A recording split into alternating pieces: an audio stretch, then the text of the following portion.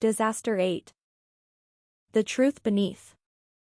By the time Lyric and I burst through the trees, my lungs burned and my legs felt like they might give out. The glow of the village hit me all at once, lamps, torches, and too many people standing near the path. Cloaks, hoods, glints of light, everyone was moving, talking, calling names. Someone shouted mine, then another, and I couldn't tell which way the voices came from. I didn't slow down.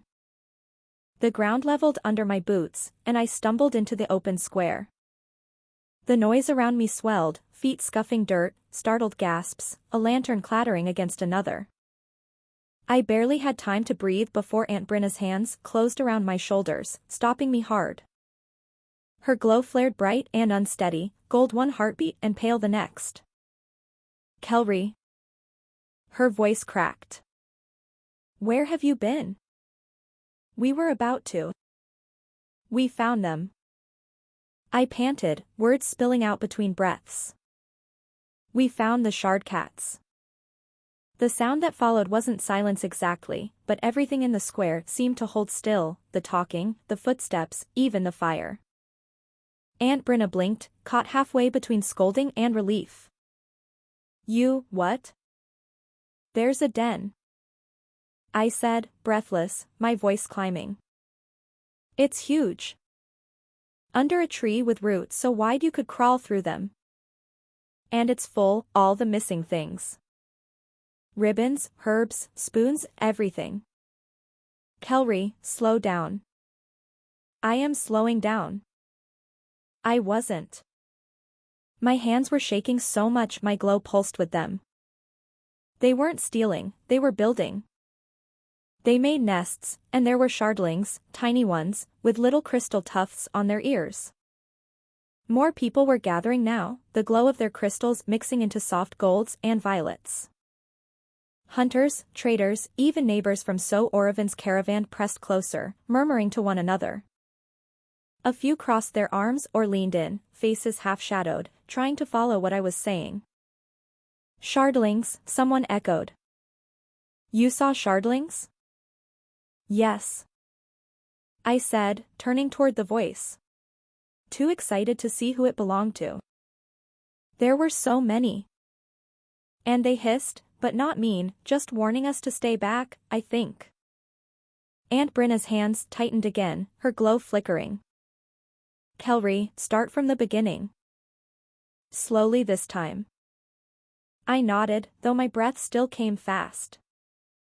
"Okay, so first we followed the trail, no, wait, before that we saw claw marks by the river, and Lyric said they were too deep for one shard cat, and he was right, and then we followed them past the ridge, and there was this tree leaning over."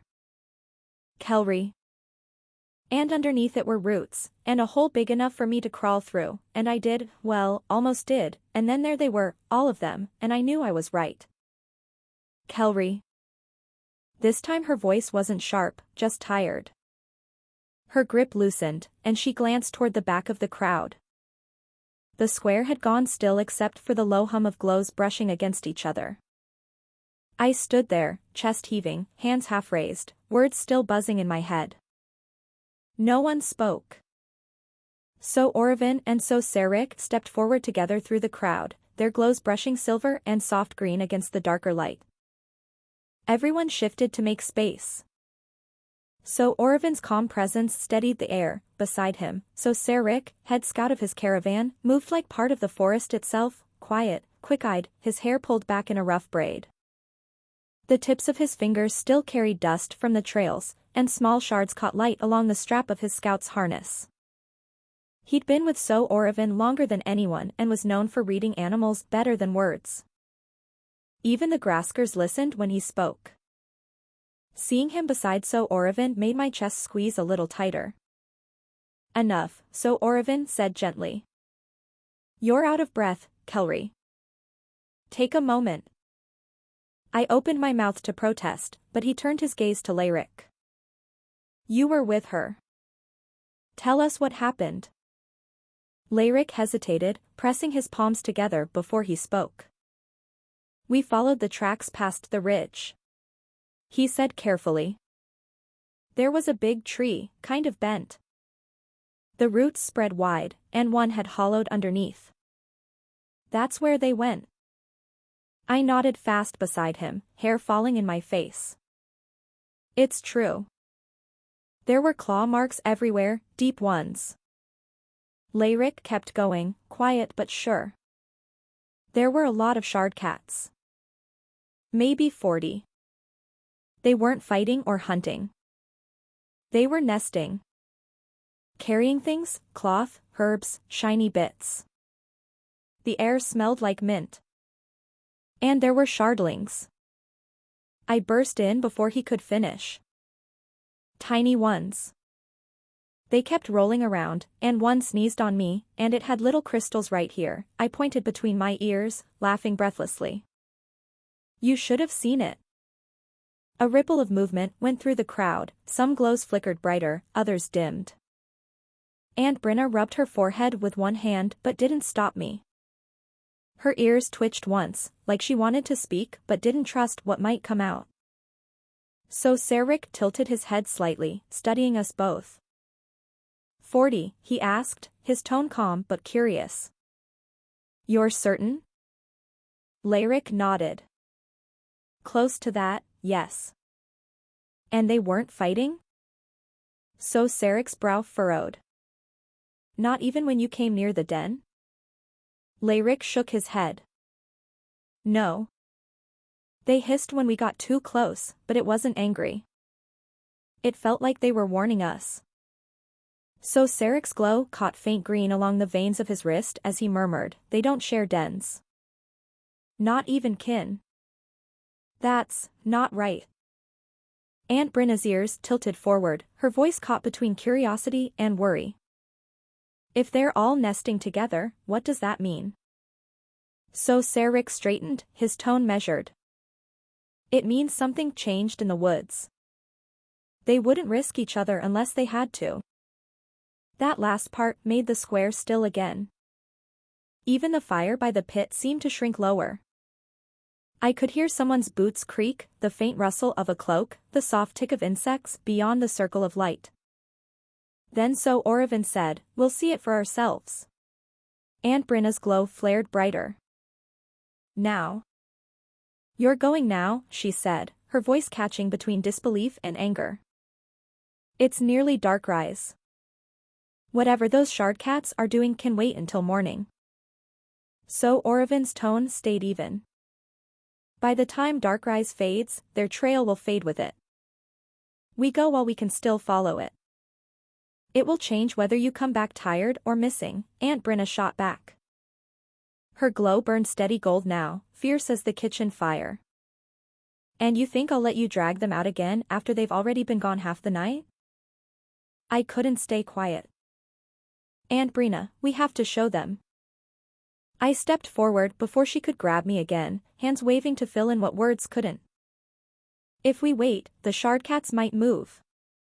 They were all there, 40, maybe more, and if they leave, no one will believe us. Please, please, you have to let us go. Aunt Brenna turned toward me, her ears twitching sharply. You think I care about being believed right now? I'll stay with So Orvin, I promised quickly. And so Serryn. He knows everything about the woods. Nothing will happen. So Serryn's mouth twitched like he wanted to smile but didn't. His glow steadied to a calm green. She's not wrong, So Brenna, he said quietly. If what they saw is real, the shard cats could scatter by first light. Best we see while the den's still fresh. Aunt Brenna's glow flickered again, gold turning pale at the edges. She looked from him to So Orvin, then to me, still breathless, still glowing too bright. The tight line of her shoulders eased just a fraction. You bring them back, she said finally, her voice low but firm. Before first light. If they're not beside you, don't bother stepping back into the square. So Orvin inclined his head. You have my word. I grinned before she could change her mind, the relief rushing through me too fast to hide. See? It'll be fine. We'll be back before the lamps dim. Aunt Brenna didn't smile. But she reached up and brushed a stray braid from my face, her touch soft. "Stay near So Oravin," she said. "I will," I promised, even though my glow was already flickering with excitement again. The scouts and hunters moved quickly, gathering quiet glow lanterns and small satchels. So Oravin tested each light before handing them out, one to Lyric, one for himself. So Serryn checked the straps on his pack, quiet but focused, his green glow sliding across the edges of his harness as he nodded to the hunters. The rest of the village stood back, their glows dim and restless, the sound of their whispers fading into the still air. When we started toward the trees, the noise behind us melted into the hush of night. The brush of leaves and the rhythm of our steps were the only sounds left. I glanced back once. The lamps of the village were small now, scattered like bits of starlight across the dark. For a moment I almost wished I could stay within their warmth. Then I looked forward again. My heart still raced, my breath still uneven, but a smile tugged at me all the same. The forest waited, quiet, deep, and full of shadows. They'd see. They'd all see. The forest felt different this time, heavier somehow, like it was holding its breath. The path we'd followed before seemed smaller, swallowed by the dark between the trees. I kept close to So Oravin's light, counting Lyric's footsteps beside mine. No one talked. Even the air seemed to listen. When the den came into view, the faint glint of crystal in the roots sent a shiver right through me. It looked just like before, exactly like before. The roots stretched out wide, the blue light blinking between them like little winks, and the piles were all there, every bit of ribbon and spoon and shiny thing. I pointed before anyone could say a word. "See? I told you. Right there, look at that one with the gold bits. And there's the little basket they were fighting over." My heart thumped fast, proud and jumpy all at once. I wanted So Oravin to say something, to admit I was right, but everyone just stared too quietly, like they didn't see how amazing it was. Shardcats slid through the half-light, their fur brushing the roots with soft, whispery sounds. Before, they'd moved like dancers. Now they were quick and nervous, tails twitching too fast, ears pinned flat. The shardlings stayed tucked against the bigger ones, eyes wide and still. None of them played. I glanced at Lyric, but he was watching So Serryn, who had crouched near the edge of the roots, his green glow faint and steady. He pressed his hand to the dirt, then brushed a few leaves aside. "They've been pacing," he murmured. "Tracks on top of tracks." So Oravin's glow lit the side of his face, calm as always. "They're staying close to the den?" So Serryn nodded once, his glow shifting faintly. "Yes. But they're unsettled." One shardcat stopped and stared straight at us. Its fur shimmered copper-brown, shoulders sprinkled with tiny gold shards that blinked whenever it moved. Another padded past it, the strip of cloth clamped in its teeth like something it didn't want to lose. I frowned, not sure why it would care about a scrap like that. The air felt heavy. The lantern light didn't go far, it stopped at the roots and just hung there, like it didn't want to move closer. So Serryn lowered to one knee, fingers tracing a crack in the dirt. A weak blue gleam pulsed beneath the surface. He brushed at it until the glow sharpened. "Shard flow," he said softly. "But it's wrong." I leaned closer. "What's shard flow?" So Serryn glanced back at me, his glow catching faint green in the roots. "It's the roots of the crystals," he said quietly. "They spread through the earth like hidden rivers, carrying light the way streams carry water. When it's healthy, the light moves like a steady stream, bright and calm, like a river that never runs out." I squinted at the glow. "This doesn't move like that?" He shook his head. "No. It's broken. See how it flickers? It should be flowing steady, but this one's shaking. Something's pressing against it from below." So Oravin knelt beside him, the silver from his crystal spilling across the soil. What makes it wrong? It's exposed, so Serryn said quietly. Too close to the surface. The shard flow's starting to break apart, and if it keeps unraveling, the ground won't hold its shape. How does it break? I asked, the words slipping out before I could stop them. So Serryn didn't answer right away. His hand stayed on the dirt, tracing a slow line beside the crack. Pressure, he said finally. From roots, from stone, from something deeper. When the earth shifts wrong, even light can splinter. The word made me glance down fast. The ground looked the same as always, but I still shifted my weight, just to be sure. Nothing moved. But the way So Serryn said it made me wonder if he could feel something I couldn't. Serryn leaned forward beside me, his glow softening until it barely touched the ground. I knew that look, he was reaching with his gift, trying to sense what So Serryn had felt. After a heartbeat, he whispered, "Can it break?" "Not without help," So Serryn said. Something deeper shifted. The shardcats can feel what the earth hides long before we ever notice. That's what drew them here. As if they'd heard, two shardcats hissed at the dark between the trees. The sound crawled along my arms, sharp and low. The shardlings whimpered, pressing close as their crystals dimmed. So Oravin lifted a hand, and everyone froze. Serryn's glow dimmed to a thin thread, and he pressed his palm flat against the soil. The shardcats went still, ears twitching. I didn't feel what they did, but I could see it on his face before he spoke. "It's moving," Serryn whispered.